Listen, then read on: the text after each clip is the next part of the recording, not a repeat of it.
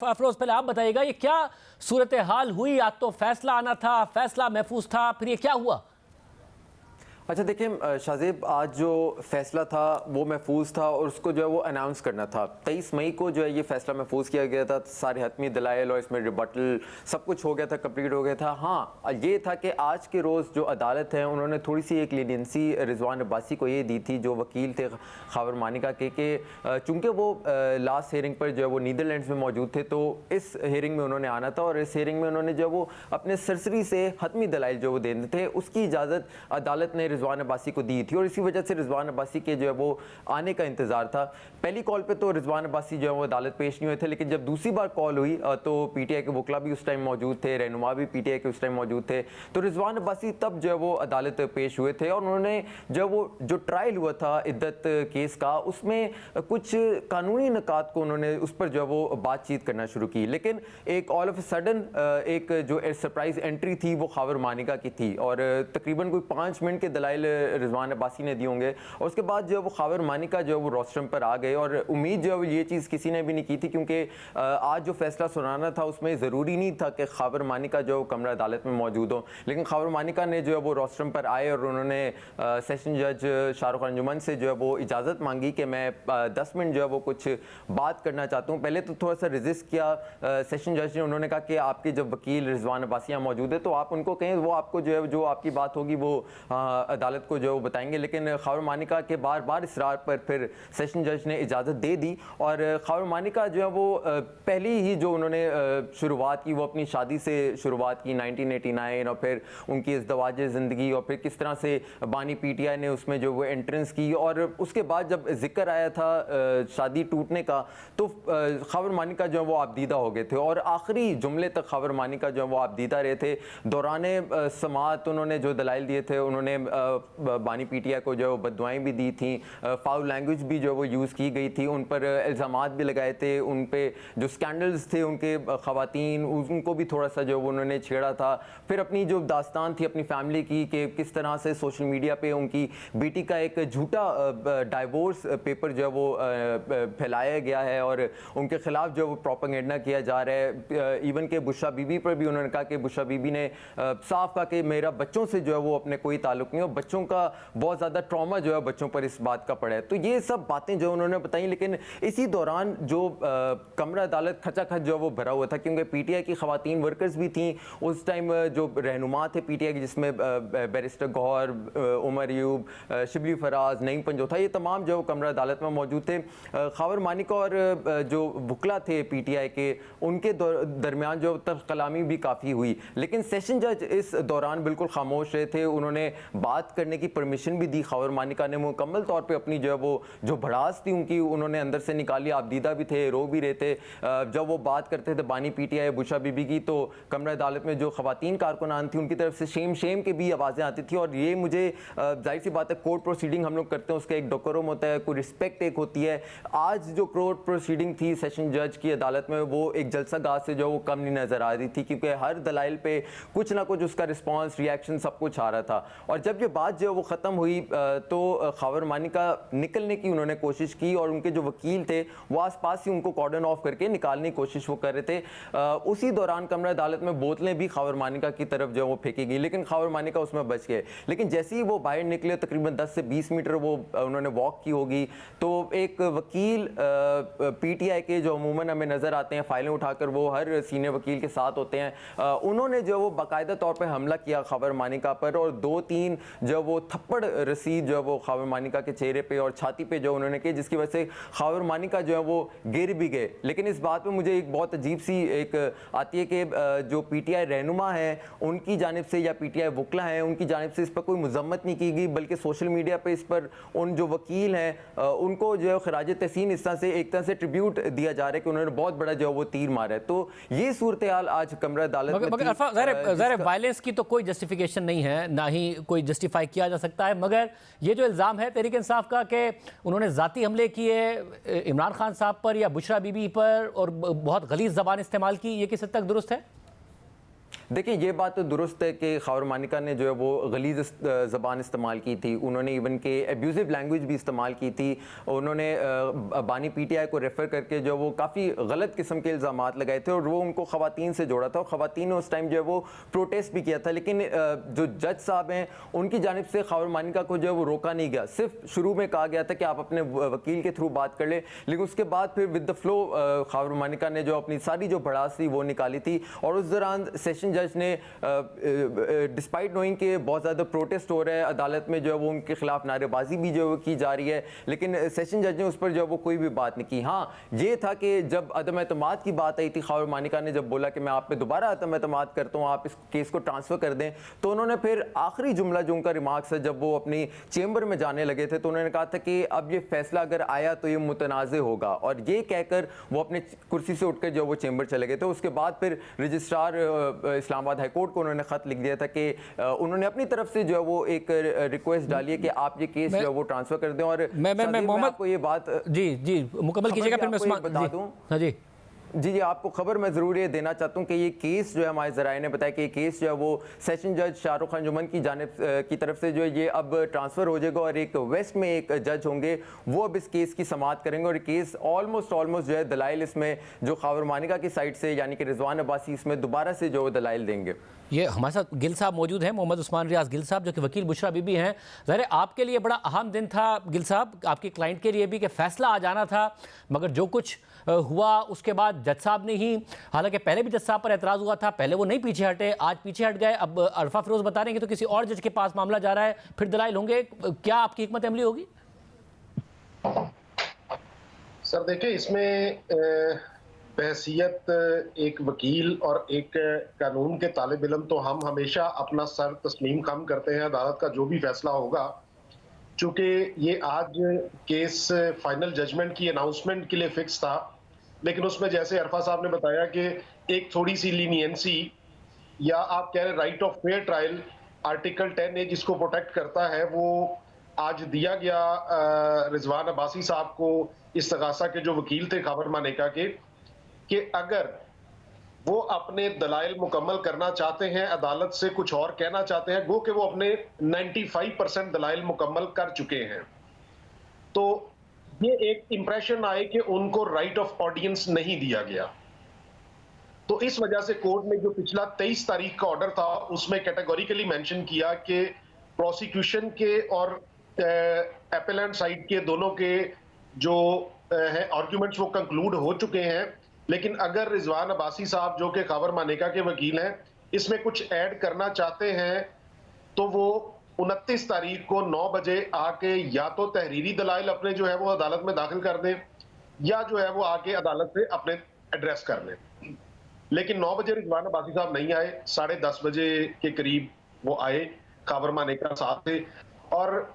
ये एक बिल्कुल प्री प्लान्ड जो हमें असेस हुआ, क्योंकि खबर मानिका के साथ आज को 10-12 लोग लॉयर की यूनिफॉर्म में थे और उन्होंने भी कोर्ट में काफी ज्यादा जो है वो माहौल को खराब करने की कोशिश की, बल्कि एक ऐसा इंप्रेशन आया कि शायद वो इस स्ट्रेटेजी के साथ अदालत में आए थे, और जो उन्होंने गुफ्तगू की कि वहां पे मौजूद जो पाकिस्तान तहरीक इंसाफ की लीडरशिप थी या उनके वर्कर्स थे, उनको इश्तियाल दिलाने की कोशिश की, जिस पे चूंकि बतौर एक प्रोफेशनल वकील मैं वहां उनका बुशरा इमरान खान साहबा का केस रिप्रेजेंट कर रहा था, तो मेरी कोशिश यही थी, और मैंने बैरिस्टर गौर साहब को जो मेरे साथ रोस्टर पे मौजूद थे, कि आप अपने जो वर्कर्स मौजूद हैं उनको इस बात से मना करें कि वो इश्तियाल में ना आए और इस प्रोसीडिंग्स को कंक्लूड होने दें ताकि इस केस का फैसला आज अनाउंस हो जाए। लेकिन ऑलरेडी खबर मानिका जो है वो चूंकि स्ट्रेटेजी के साथ आए थे, तो उन्होंने अदालत के साथ जो है ना अपना जज साहब पे एतराज किया, जिसको गो 30/4/2024 को एक तहरीरी दरखास्त भी दी गई थी अदालत पे अदम एतमाद करते हुए, जिसको अदालत ने खारिज कर दिया था। लेकिन आज जब दूसरी दफा किया गया तो अदालत ने उसको भेज दिया इस्लामाबाद हाई कोर्ट को, जो कि कानून के मुताबिक अब दलाइल मुकम्मल हो चुके थे, तो इस स्टेज के ऊपर ये केस ट्रांसफर हो भी नहीं सकता और होना भी नहीं चाहिए। अच्छा, मुझे ये भी बताएगा कि बड़ी अहम बात है कि आपको ये बात नज़र आ रही थी कि ये हिकमत अमली बनाकर आए हैं, कुछ लोग भी साथ आए हैं और कोशिश करेंगे कि इश्तियाल दिलाया जाए, फिर जिस किस्म की ज़बान इस्तेमाल की, अरफा फिरोज़ भी इस बात को कंफर्म कर रहे हैं, अरफा फिरोज़ भी। तो आप कह रहे हैं आपने भी खुद समझाने की कोशिश की कि जी इस स्ट्रेटजी को कामयाब ना होने दे और बेहतर होता कि रिएक्ट ना किया जाता, इश्तियाल में ना आया जाता तो शायद आज फैसला आ जाता। जी बिल्कुल, मैं गुजारिश करूं क्योंकि मैं अदालत के अंदर मौजूद था, अरफा साहब ने भी विटनेस किया होगा को मेरा ख्याल 150 प्लस लोग वहां मौजूद थे। तो हमने तो अदालत का माहौल इसी तनाजर में चलाने की कोशिश की कि किसी को रिएक्ट नहीं करने दिया गया, लेकिन ये जब मेरे इल्म में आया, मैं विटनेस नहीं हूं उस चीज का, लेकिन मेरे इल्म में आया जब कि ये सारा इंसिडेंट कोर्ट प्रेमिसेस के बाहर हुआ, तो मैंने इसको पूछा अपने दोस्तों से वहां जो मौजूद थे कि ये एक्चुअली व्हाट हैपेंड। तो मुझे ये बताया गया कि जब खावर मानेका रोस्टम जय साहब उठ के अपने चेंबर में चले गए, खावर मानेका अदालत से बाहर निकल रहे थे, तो वहां जो पीटीआई की खवातीन वर्कर्स थी, उन्होंने जो खावर मानेका ने आज गैर मुहज्जब और अब्यूसिव लैंग्वेज यूज की बुशरा इमरान खान साहब और इमरान खान के बारे में, तो उन्होंने गालबन शेम शेम के नारे लगाए। तो जिस पे अदालत के दरवाजे से बाहर निकलते हुए खावर मानेका ने गालबन खवातीन को वल्गर साइन को वल्गर इशारा किया, और जिसके बाद जो वकला थे वहां मौजूद दरवाजे के पास, पीटीआई के वर्कर्स थे या वकला थे, शायद उनके साथ अदालत के बाहर उनकी कन्फ्रंटेशन हुई। This all was reported to me, मतलब मुझे ये इंफॉर्मेशन दी गई कि ये एक्चुअली ये हुआ है। वैसे मगर ज़ाहिर है क्योंकि आप आई विटनेस नहीं है, मगर अदालत के अंदर की मैं जानना चाह रहा हूँ कि अदालत के अंदर जब ये आप खुद जांच गए थे कि खावर मानेका ये कोशिश कर रहे हैं और ये पूरी स्ट्रैटेजी के साथ आए हैं, तो उस वक्त आपने कोशिश की थी कि ये बात ना, और आपको लगता है कि अगर ऐसा ना होता, रिएक्ट ना होता, तो आज फैसला आ जाता है? आपके ख्याल में नहीं आना था फैसला उसके बावजूद? सर देखिए, ये अदालत के अंदर तो किसी किस्म का कोई रिएक्शन हुआ नहीं। अदालत के अंदर थोड़ी बहुत हूटिंग हुई, लेकिन उसको मैंने बैरिस्टर गौर साहब को रिक्वेस्ट की, क्योंकि जाहिर बात है उनके पॉलिटिकल वर्कर्स थे, तो चूंकि गौर साहब पार्टी के हेड हैं इस वक्त, तो मैंने उनको रिक्वेस्ट की कि अपने पॉलिटिकल वर्कर्स को कहें कि अदालत का प्रोसीडिंग्स चलने दें, अदालत का माहौल खराब ना करें। और उसमें हम काफी हद तक कामयाब रहे कि 10 मिनट का टाइम खावर मानेका ने लिया अदालत से एड्रेस करने के लिए, लेकिन तकरीबन उन्होंने आधा घंटा अदालत से बात की। और अगर अदालत के अंदर ये माहौल ना होता तो शायद वो बात भी ना कर सकते और अदालत के अंदर झगड़ा हो जाता पीटीआई वर्कर्स का और खावर मानेका का, जिस तरह की उन्होंने गैर मुहज्जब किस्म की बातें की। मुझे अरफा आप भी बताइएगा कि ये बात तो है जो वो कह रहे हैं गिल साहब के इतना मौका तो दिया गया जिसकी वजह से वो बोलने में इतना ज़्यादा कामयाब हुए थे, और फिर बाहर आके भी क्या ये हुआ कि उन्होंने ही इश्तियाल दिलाया जब उन्हें शेम शेम कहा जा रहा था? अरफा देखिए, एक तरफ खावर मानेका जो है वो एक फ़र्द वाहिद वहाँ खड़े थे और अपने वो दलाइल दे रहे थे। देखें,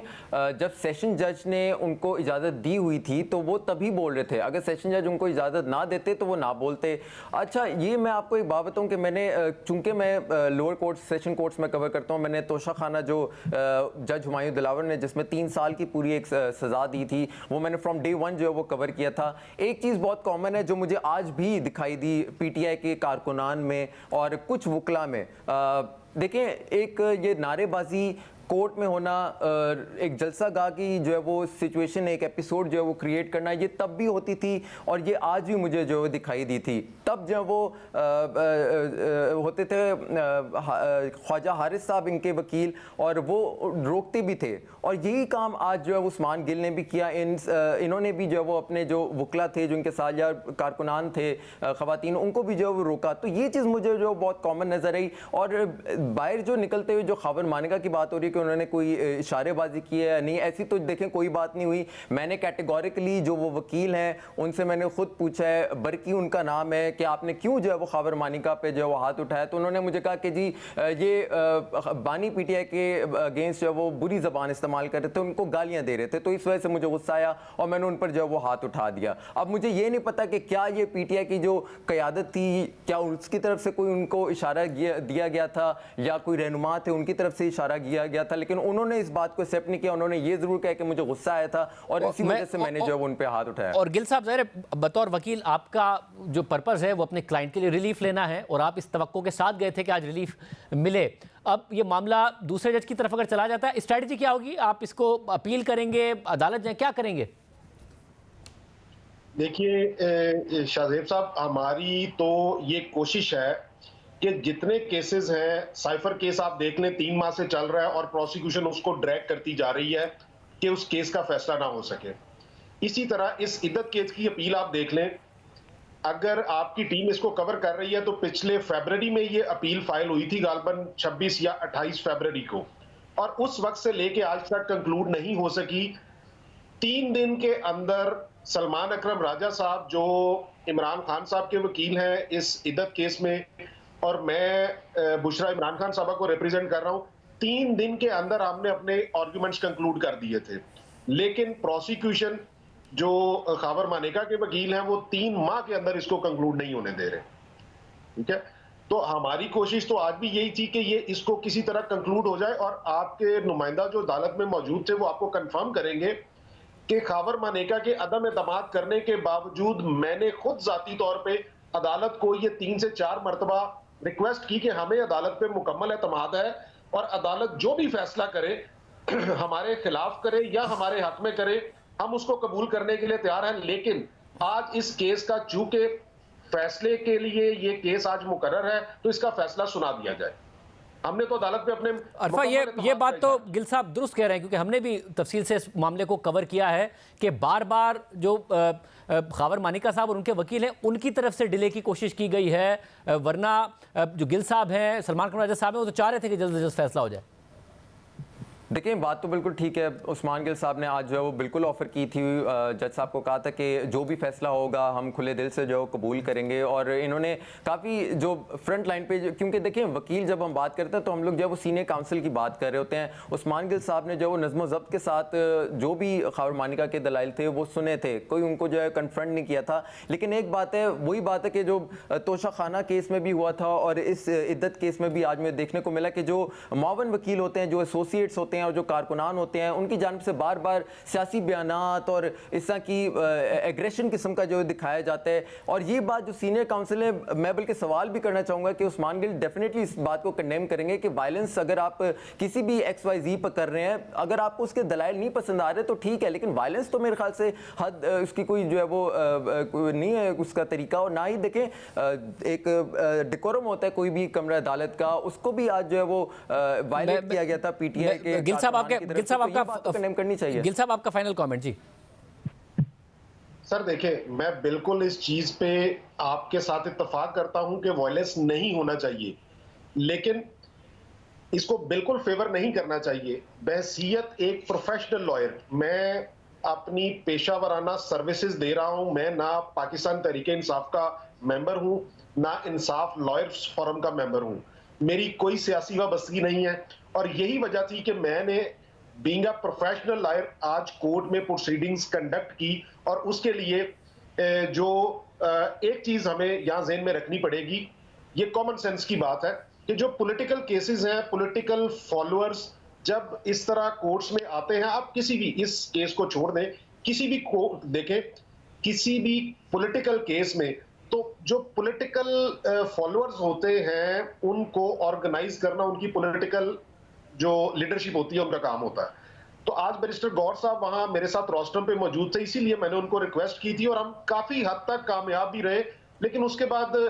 अचानक क्या हुआ, वो बिल्कुल वायलेंस नहीं होनी चाहिए। मैं आपकी इस बात से इत्तेफाक करता हूं।